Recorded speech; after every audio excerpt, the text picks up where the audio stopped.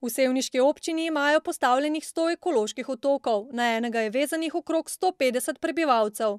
Glede na veliko uporabo teh otokov, glede na zasedenost, kapacitete, ki so popolnoma zasedene, načrtujemo v naslednjem mesecu postavitev še 20 otokov, seveda po prednostnem seznamu, po lokacijah, ki so najbolj potrebne in najbolj obremenjene. Načrtujejo tudi širitev zbirnega centra v Sevnici, ki je glede na količino ločeno zbranih odpadkov postal premajhen. Načrtujejo se pa še 3 centri na Blanci, v Loki in pa v Karmelju, ki bodo pa seveda manjši in bodo služili seveda samo za zbiranje teh odpadkov, ki se bodo potem transportirali na ta centralni center v Sevnici. Sicer pa se morajo v občini odločiti, kam bodo vozili komunalne odpadke na obdelavo pred odlaganjem, ali na CR2 ali na sortirnico v Krškem.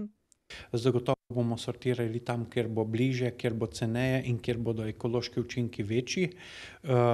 Verjetno bo prej sortirnica v Krškem nared kot na CR2, tako da se bomo pridružili tem projektu.